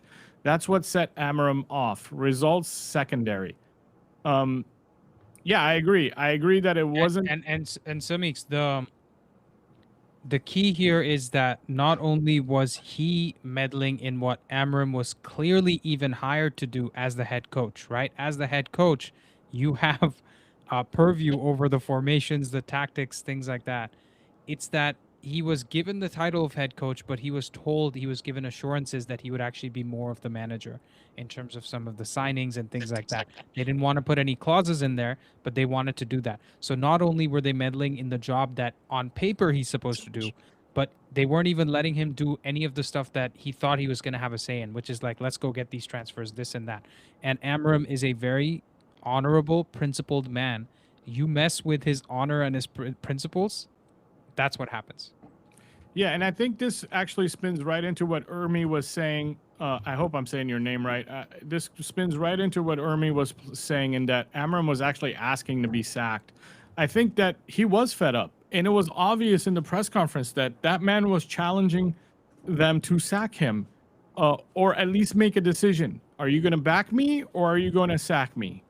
Is basically what he was doing in that press conference. And I think he went to bed last night knowing that this is probably going to happen. Hence, him and his coaching staff were prepared for it. And that's why you're getting stories that when they were leaving Carrington today, they were doing it with a smile and a laugh. Have you seen the picture of him with his wife outside his house? No. He's like chilling, bro, living his best life. Bro, but he always said he's going to be all right with or without this job. Like he said it from last season that like, no, I have but money. Like, it's one thing to say it and one thing to see the proof. Like he's chilling. He looks like he's gotten out of a bad relationship. And he has.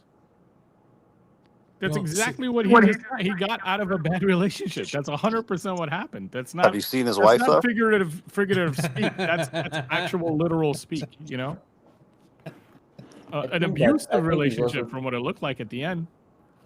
I think it's also two ways, because this, you can paint it two ways. This is what I mean. This can also be Ruben Amorim being a very, very emotional being, right? Because I think that whatever is happening, But by the way, sorry, Rumi, I just saw a post. The last two managers of the month are currently without a job. Yeah, the game's gone. Ruben Amorim was manager of the month in November, I think, and then Enzo Maresca in December, or the other way around, October and November. That's insane to think about. That's insane. I want everybody to hear this, because Chelsea and Manchester United are both being run based on financials, not based on sporting, based on financials. And when No, it's based actually, off, hold on, Semeex. The two decisions with the managers aren't to do with finances directly. They're to do with undermining of the structure. No, They're to yeah, do yeah, with yeah. like listen to the boss, listen to didn't- me. Yeah. Yeah. That's exactly where I was going with it. Is like I wasn't. All I meant was their main targets are profitability for the two teams, and that's. I'm not saying they got sacked because they were affecting profitability, but they were definitely sacked because they weren't just being cogs in a machine. They wanted to have an effect on how the machine is run. They wanted to have a say in how to do their jobs because they were actually good at their jobs. I have no doubt that Maresca is going to be successful somewhere, and I have even less doubt that Amorim is going to be successful somewhere. Now, there's people in the chat that are saying I'm crazy and that Amorim was a bad manager. Sure, but we'll talk in about 3 years when he wins a title somewhere else. What's up, Andy? Oh, sorry. Man City could go get him.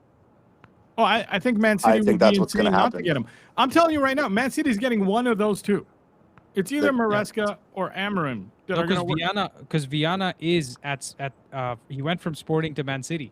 Yeah. If he has to choose between Maresca and Amorim, who do you think he chooses? I think Amorim doesn't do it because it'll be like a punch in the face to the United. He fans. might not do it, but he might also bro. If I was Amorim, I think that'd be a probably tough do sell it for Man City. Yep. I don't think Man City would take Amorim. No. No Why? chance. No. I think The you'd be fact that surprised. how badly it went here, they wouldn't do it. But Amorim's system, the way he plays, is actually very close to Pep in terms of like isolated 1v1 wide players. Like Pep plays. I know they always show him lined up in like this weird 4-1-4-1, but they play a back three, and I it think wouldn't it's more surprise me at all. Maresca for City, but I wouldn't be surprised if they tried to take Amorim. But like that's not the point. The point is he'll end up somewhere. Amorim will end up somewhere. He'll end up in a good club. Yeah, in a good club, in a decent club. He'll end up somewhere. Even if he has to go back to maybe. Let's talk about us. Where are we gonna end up? I don't. Yeah. I know the chat's gonna go insane if I only talk about Amorim, but we need to talk about us anyway. And here's a couple of thoughts that I had about players and characters like Mainu being in a shouting match with Amorim, and at the end of last season, and now feeling like he's got his way. People like Rashford, who left the club and had that quote about a rebuild that never happens when he did that interview while I was at Barcelona. Oh yeah, he said we keep chopping and changing, and guess what we did? Yeah, exactly. So you've got these players, and now we've got a lot of young players in our team like Aiden Heaven, Lenny Yoro, Ahmad. If we keep chopping and changing two more times, if we hire another manager a year later or a year and a half later, we sack him. We hire another manager, and a year and a half or two later, we sack him. These guys are going to become rotten apples too.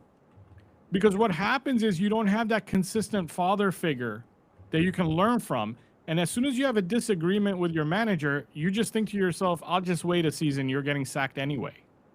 There's also the reverse, though, what has been happening forever, which is we keep players that we need to move on, like Dallo and Casemiro. Like every time we get new managers, these senior figures are senior players for these new managers, and then they rely on them, and then we don't end up getting them. Like 100, you're right. You're 100% right. But hopefully that part of it, Roan, I agree with you, by the way. So don't take my counter argument as a disagreement. But hopefully that part of it is figured out now because we have a sporting director who can say, Jason Wilcox can say that, hey, it's time to move Dallo on. Even if the new manager says, well, I want to take a look at him. I haven't had a chance to work with him yet. The sporting director can say it doesn't matter. We've already decided since last season moving him on. Whereas in the past, we didn't have that figure, right? We didn't have know guys like Casemiro are going to be gone. Casemiro will be gone. But it's easy. It's easy for the club to keep those players. Like if you bring in a new manager, Dallo slides right in at right back, and you have a manager say, no, I need him. It's easy to keep him. I think midfielders would be gone, but I think that they will try their best to keep Harry Maguire and everything else, and that's because of something I said earlier, which is what I think that is going to probably happen. We're going to go for two of our top three targets in Wharton, Anderson, or Baleba, and if we get two of those three, that's already 200 million spent, or very, very close to 200 million spent this summer.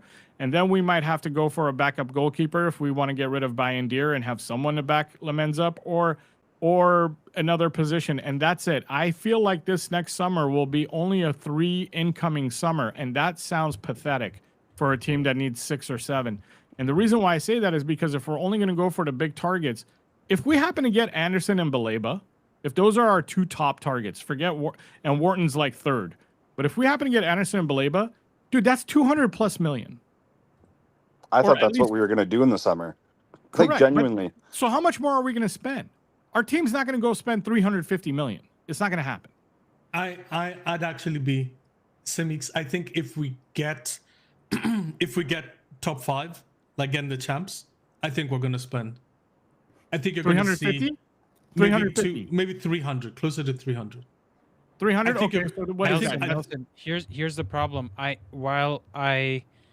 don't even have a reaction to you saying 300 million because that's not even crazy. Like Sunderland can spend 200. Us spending 100 more with Champions League money is not a big deal. What you guys are Right. saying Champions League money, dude? Our interim manager is Darren Fletcher, yeah. We're definitely not making Champions No, League no, now, no. by Hear the me way. out. So, no, we're talking about hypotheticals here, Semeex. My point is, if it, let's say we are looking at Champions League money or even Europa League. Europa League adds like 50 million. It's like 45% or It's something. of 40 Champions million, League yeah. money, right? If you go and we can go with the shit team, we went to the Yeah, final. we'll win the thing, yeah. Yeah, we went to the we can go to the final again. My point is they're going to forecast these things. Squad cost ratio is going to allow us to spend more. We might get another revolving credit facility, whatever, beg, borrow, steal. We could spend up to 300, but my point is which top player wants to come here?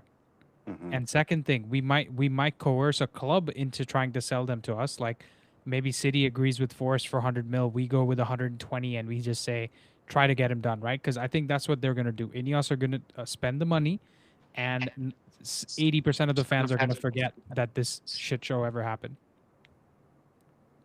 I think I think it'll depend on the manager we get.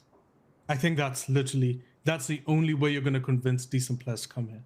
But Which is why who's I gonna don't think pick, we're- who's gonna we have- pick like a Glasner over Pep or Maresca Can I- or Amram? at City? If we get Xavi, Can I I think we say would that get- like what if we do this thing that we have a propensity of doing, like, oh, maybe we should try to get Nagelsmann. Okay, now we have to wait for the World Cup to end to even have a conversation with the man.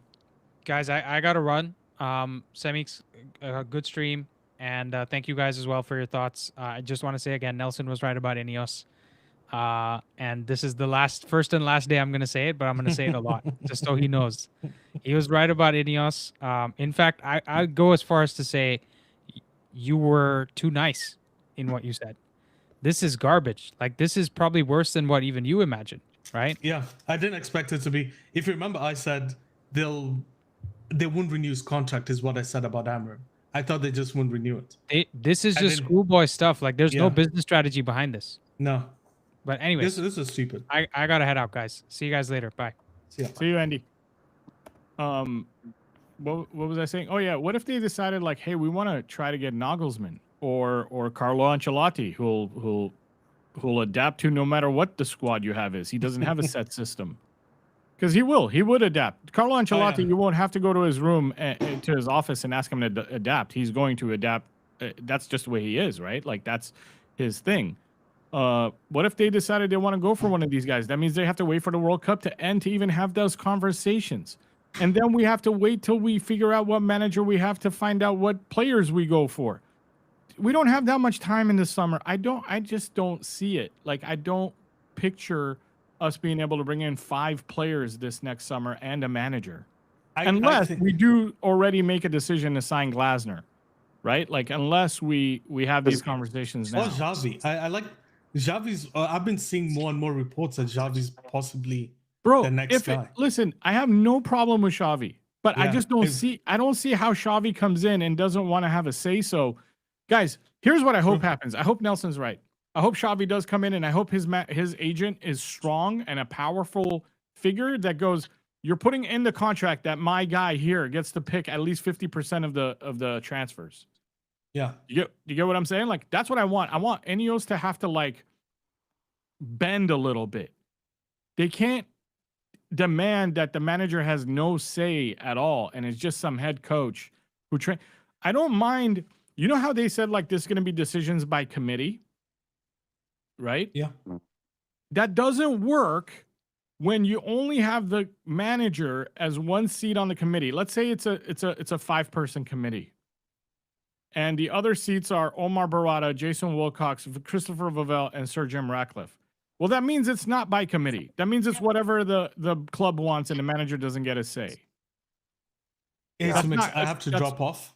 I have my meetings coming up. Yeah, I'll come back in if you're still on. But yeah, no problem. love That's the not- conversation, guys. No problem, Nelson. So that's not a committee. So for the manager to have any kind of power, either his assistant managers need to be on that committee too, or he has to have his one vote has to count as 50% and the club gets 50%. Just like, like Ten Hag said, I could veto anybody. Now, the problem was Ten Hag was the wrong person to give that to. Curse word, person. Ten Hag wasn't the right person to give that kind of power to. So it's not a bad thing to include, but it's the wrong person to give it to. And also, like the club, John Murtaugh was the other 50%. He just gave in to anything Ten Hag wanted. Like, let's pay 85 million for Anthony. We need to bring in a civilized person who can have a real conversation and has a good head on their shoulders, and give him 50%, and then have Jason Wilcox hopefully being civilized also and with a good head on his shoulders, and give them 50%. Let them work it out. Ayun, what's up, man? Thank you so much for joining. I know. No problem, man. How are you? I'm good. I know that you're someone who wasn't convinced by Amorim, which we welcome everybody here, no matter what, because I also understand the logic behind not being convinced by Amorim, which is why there's a guy in the chat, I think Sam Worthington or whatever. Bro, you don't know me if you think I'm as stubborn as you keep saying I am, or as dumb as you think I am. But whatever, man, keep going in the chat. I like the engagement. It's good for me. Keep going. Ayun, with all due respect, like I said, I know you're logical about your stances, and I know that you didn't even want this to happen in this manner. You're one of those persons, I think, that would have wished that Amorim got sacked when he was not performing well. Like, they should have just sacked him last summer, right? Yeah. Or they should have sacked him earlier in the season. And that would have made more sense. That would have been the right way to do these things. Now you're sacking him because he won't play your style as if you're the manager, right? Yeah. So Ayun, you have this stage. It's all yours. Go ahead. That was my worry. I made a video early in the season when all of this murmuring started. I said that I don't want to repeat what we did last season, or season before that when we sacked Ten Hag 10 games into it. I'm like, if you guys were going to get rid of Amorim, it should have been when they lost the Europa League final. That should have been the time. Anything after that, that's no different to me. I think the guy should have finished the season out, and you guys can air out your differences at the end of it. What you created right now is an unstable situation that even another manager who's looking to come in would have a second thought about it. And also, I don't like when you bring somebody in and then you don't give them the tool to do their job and then point the finger at them for not doing their job. Maybe Amorim need a hammer. You gave him like a fork and tell him to dig or to hammer something. You gave him a fork. Yeah, so if you guys were actually first-class football instruction or structure, you would have gave this guy 11 players in total already. He should have had 11 players in the first 2 transfer windows. I think they should have been 4 in the first January transfer window. It should have been 7 in the summer. Consider amount of players we let go. And it's crazy that they want him to switch to a different formation when you allowed him to get rid of the wingers. How does that make sense? You get rid of the wingers and you want him to switch to a different system.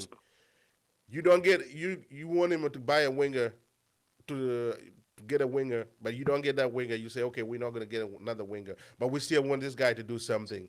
I'm like, where's the logic in your thinking? And why would Ruben Amorim stick around and actually listen to you guys anymore when to me, almost all the promises you guys told him, you broke. For example, people keep saying about last season. Like I say, if you survived last season, the promises would have been, we do not hold this against you.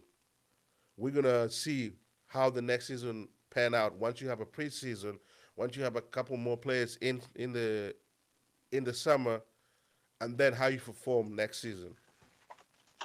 If we go by based on performing this season, it's up and down, and this is what I expected for a manager that is trying to find his way at a brand new team with less resources than he actually thought he would have. So instead of saying, okay, let's double down because look what we did. We gave him 2 or 3 attackers, 2 that are actually doing all right, and look how improved our attack is. Imagine we give him midfielders that can actually cover distance. You don't even have to go buy defenders. Whereas I still think for his system to work, you need defenders. But give him 2 midfielders that can cover distance and can pass, he would have succeed in his system. Because if that's what your commitment was, we're gonna stick to it. He probably would have succeeded. No. But you didn't even do that. You didn't even give him half of the stuff he need, and you end up firing him. And I'm supposed to believe you're gonna get the next thing right. That doesn't work like That's that. the problem, right? That's the problem. Yeah. You start to lose faith. Even the Amorim outers, even the people who didn't want Amorim in, you have to tell yourself, okay, imagine whichever manager you want in your head to be next, whoever it is, but make it realistic, right? Don't think Klopp or Pep. Whoever it is, there, and then look at our squad and think about the needs that manager's playing style has and where the improvements have to be made. You know, there's actually at least 6 positions that still need improving. And that's just starting lineup. Like we're not talking about the bench. The bench sucks. The bench is really bad. We still need like 4 starting 11 quality players. At least 4. I say 6. Well, I think 4 for the immediate team, but if we lose players like Bruno, that goes up quickly. You could even argue maybe Benjamin Šeško if he doesn't turn it around. But the number one thing for me that I think we haven't mentioned is, like, what did Ruben Amorim say that actually got him fired? He called out the hierarchy for prioritizing and like valuing the media over the football, pretty much. Right? Is that like we're listening to pundits, we care too much about what others are saying? And he even said like a club like Manchester won't change or improve. There won't actually be a rebuild until we can't actually no longer care about people like Gary Neville. Right? They care about image. Yeah, and they care about image. They care about all this other. It's like, and Ruben Amorim, what I was trying to say earlier is like he's just a football guy. He played professionally at the top level. He's coached. He's done this rebuild before. All he's cared about is improving the football long term. That's been clear, and he sacrificed results in the immediate for that, and that was a mistake clearly for a club the size of Manchester United. But it's just like it's baffling to me because to me we're right back to where we were when we fired Ten Hag. We're right back there, just with a different manager. And for the people who are like, we bring in Glasner. If anyone's been watching Palace, like, do people understand that Glasner basically plays a 5-4-1? Like, Palace sits in counterattacks. Like, 100%. I don't want to watch that. I'll be honest. I don't want to watch that. I'm so sick of counterattack football. We've done it for too long. Yeah, and what we're trying to move away from it. Please, no more counterattack football.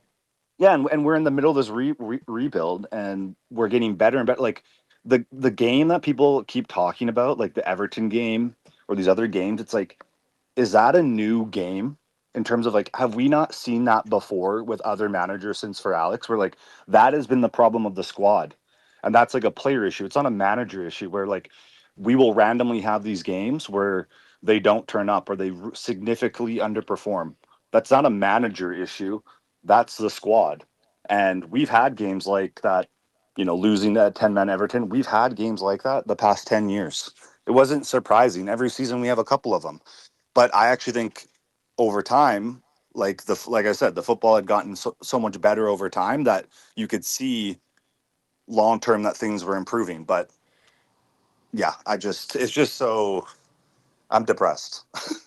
I'm depressed. I think the other thing as well, Semeex, going back to what you said earlier about a manager looking at the club now, the way that this has happened, he was here 14 months. If you're a top manager now, you have to look at this club and think, what can I do with them in 14 months?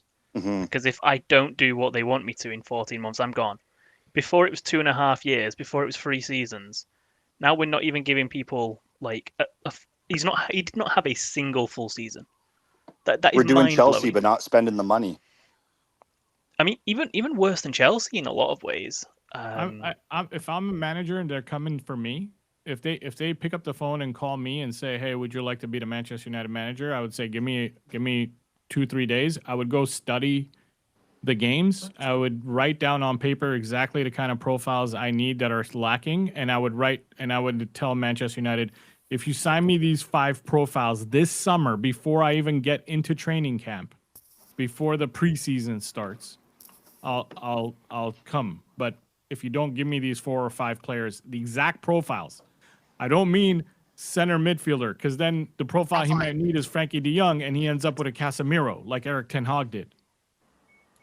I mean the exact profiles, right? I would write down the exact profiles, and maybe even I would write down 3 or 4 names of players that fit each profile and go, I need one of these 3 for each of these profiles that I need. If you can get me that, I'll come in and become manager. If you can't, I'm not coming. Because like you said, you're on a clock when you join this team. And not a long one, a very, very, very quick clock. Yeah, and it doesn't matter what the stats say. Even when the statistics say that you're actually improving. Hey, we had the lowest XG last year. You bought me some forwards, and I showed you that our XG can be now one of the highest in the league. We're the best team on set pieces. Right. He's improved. Data points that he's improved the team. Whether you like the way he plays or not, data proves that he's improved the team. In the areas where you did not spend money, which is midfield and center back, and maybe on the wings too, the improvement was there, but it's not there as drastically as the forward line. It's slight improvement. That's all he could do with the players he has. Like, so if I'm a manager and if I'm Nagelsmann and you're calling me, I would write down in a contract, these are I need these profiles or else I'm not coming. And the thing is, would you even trust them if they did agree to it? No, if it's on paper, on contract, I would. If it's on contract, I trust them because I would talk about it publicly.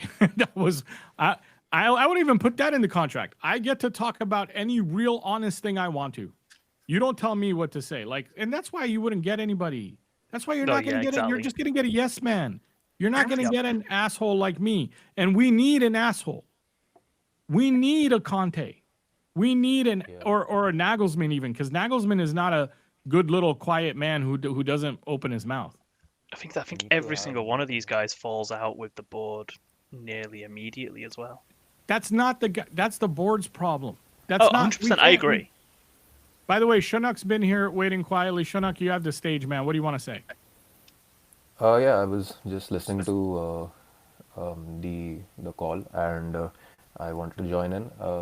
I wanted to provide a different perspective. So basically, with the sacking of Amorim, or in terms of Amorim, and the belief that I had on him, I would classify myself as an agnostic in that terms. But I was willing to provide him this season specifically because I thought, as you mentioned, the attacking metrics that we had this season, we are probably one of the best attacking teams in the league. And I was willing to give him this season, but the sacking that has happened in the last 6 hours, it is not on the basis of results. It is basically a misalignment between the board and the coach, which again they backed throughout the last season, throughout 15th place finishes, throughout a Europa League finish, which again it was a draw game, but they backed him through that. I don't understand what the whole thinking process is, where you knew that the guy plays a 3-4-3 and he wants these specific profiles, and a 3-4-3 is not like a basic, it's not 4-3-3, it's not 4-2-3-1, where you can, it needs specialist profiles, i.e. the wing backs. So you're going to have to provide him with those profiles. But again, it just seemed like they weren't fully into it. So I don't understand. The question is more to the board rather than to Amorim himself, that like what are they trying to achieve with this, the whole thing. Because I would like to point out the fact that we like go back about what 2 years at this point, where we kept Ten Hag, sacked him 3 months in, then we got Amorim, who has a completely different system, play, like we finished 15th, whatever. Then we finished in the Europa League, fiasco happened. Then we gave him this season and we sack him 6 months in. So this is just I don't know what kind of leadership we have at this club. It's just incompetence for me. And this comes from a guy who, again, as I mentioned, I was agnostic on Amorim. I wasn't fully into the system, and not the system, but the coach himself. Yeah, I understand. I agree. I think the sentiment is the same with everybody. Guys, we have Shri waiting in the background. I just want to tell you guys, man, and I got one more. I want to tell you guys that I'm not going to let anybody else in the room. So sorry, because I'm trying to wrap up in the next 10 minutes. I got to pack and leave. For the next 10 minutes, I want to give Ryan his space, and then we're going to close with Ayun. Ayun, you're going to have your space. Roan, Shinnok, thank you so much. I'm going to let you guys go. Roan, thank you for joining. Shinnok, I agree with basically everything you said, man. The sentiment is a painful one and a sad one. Shinnok, join me again on a live in the future. I'd like to hear more of your thoughts. I think this is the first time you've been on a live with me. Thank you so much for joining me, man. I'll see you next time. So I'm gonna let you guys go. Roan, thanks again. Thank you. Let's go with Ryan first, and then we'll let Ayun finish it off for today. And then I gotta pack and go drive out to my parents' house in Vegas. Yeah, Ryan, no worries. So, yeah, I mean, final thoughts. What do you got going for me? So the first thing is, I mean, I said the other day on your show, Ineos have gotten involved with a lot of sporting organisations, and they've not improved a single one. And I think they're proving that they're going to go down the same path with us. I will say, I think they really, really messed up by bringing him in mid-season last season. If this was his first season now, and if we were in the exact same position, I think they would be backing him with signings, and I think that there would be no issues. I do like the fact that I think Amorim knew he was going to get sacked and he got ahead of it. He didn't give them a free pass to control the entire narrative, thankfully. Like if they'd have just sacked him after that game and he hadn't said anything, they could have just said it was all about the results, and people would have bought it. Whereas I don't think people will buy it now.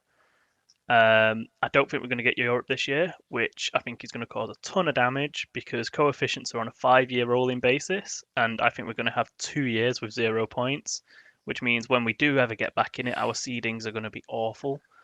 I will say I think Amorim will definitely win a major trophy before we do, and I hope to see it almost so that he can rub our faces in it.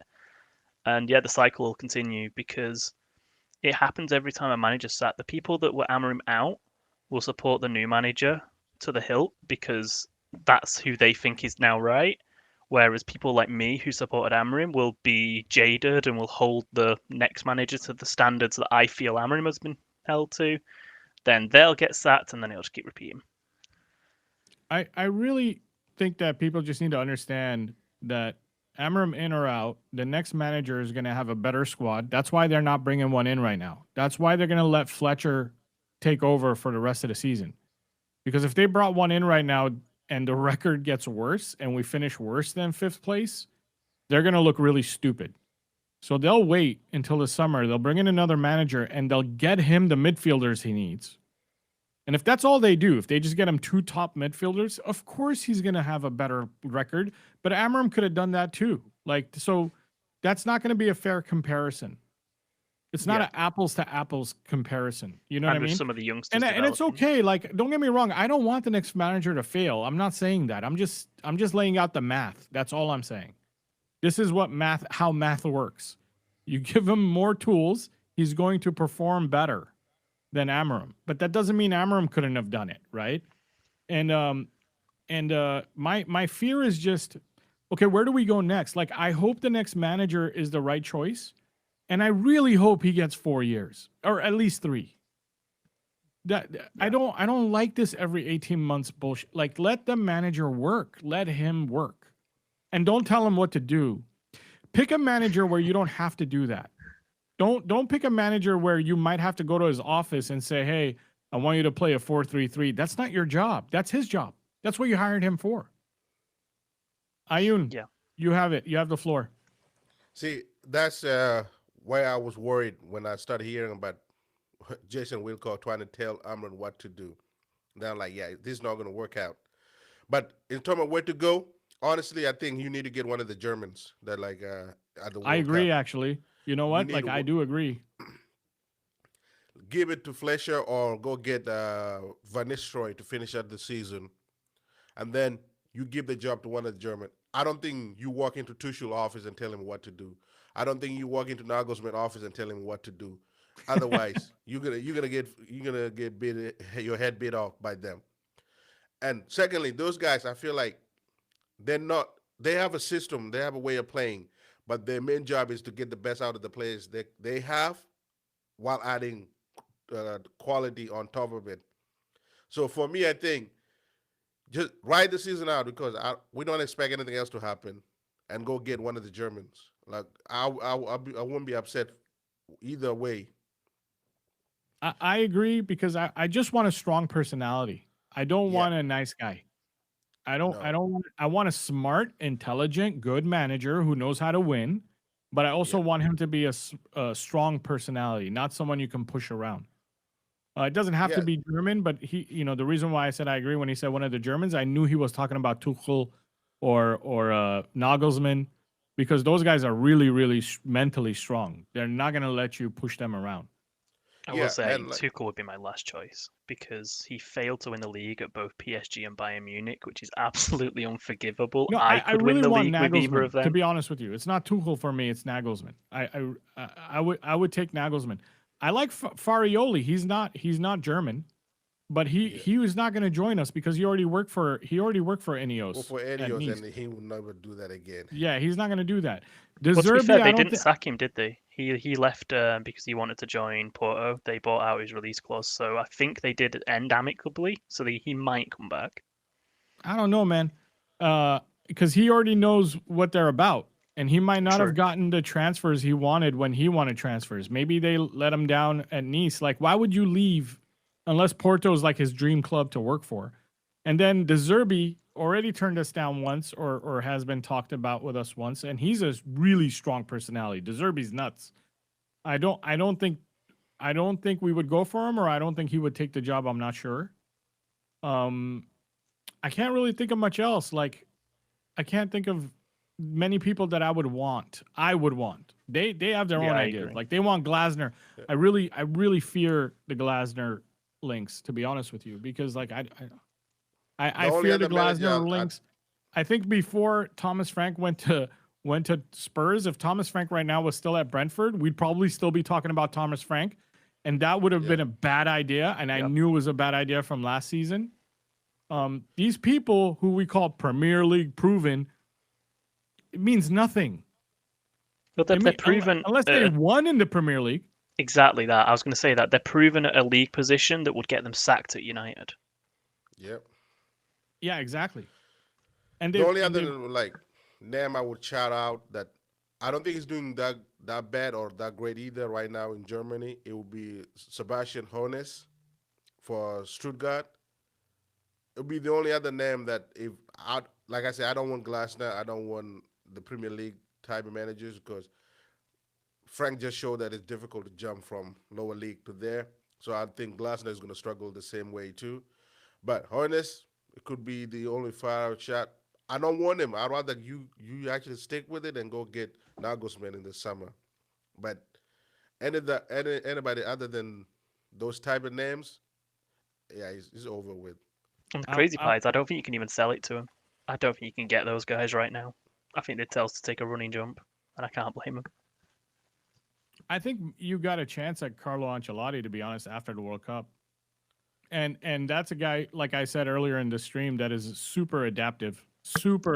He doesn't have a set system. Did you see what Sean just But put in that the might chat? be a problem too, because I think we want a set system, right? Like that's what we said when Enios first took over. So that might be a problem. I don't know. But I don't Check think what Sean our said. squad is as good. What did Sean say? Breaking news: Ollie is interested in being caretaker. I'd take him. I'd be honest with you, as a caretaker, not permanent, but as a I take him over Fletcher, man. Oh, 100%. I take because those are your choices, Fletcher or Ollie. Like, Or Van Nistelrooy.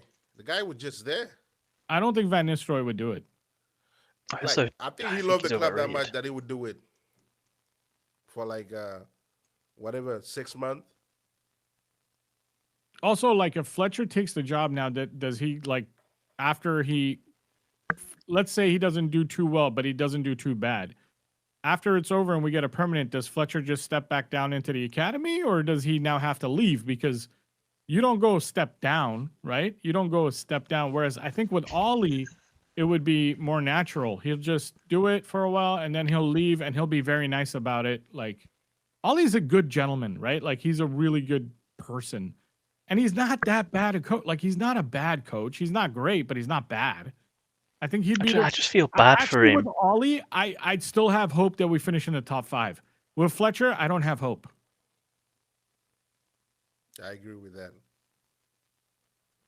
Guys, thank you so much for being with me. I have to go. I'm already late. My my phone's rang twice already with family going, when are you gonna get off stream and start driving to Vegas? I gotta go. I got a long drive ahead of me. Wish me safe travels. I was gonna say have safe travels. Joining me, guys. Thank you guys. Thank you so much for joining me, Ayun. Always a pleasure. Ryan, thanks again. I will see you guys when I get back from Vegas. We'll do a lot more lives. I'm gonna have a set schedule for lives to either go before Andy's night stream or after. I think it's gonna be after though, so I don't know what time that is for you guys. But then on my days off, I'm gonna do it right around this time, every time. Thank you so much. I'll see you soon. Watch my videos if you haven't seen them. I posted 2 videos in the last week, even though Amram's not with us anymore. But actually, one of my videos last week was about all the managers and how we mistreat them. That doesn't matter whether Amram's here or not here. That video is still relevant. Go check it out. Thank you so much. Join the Discord. The link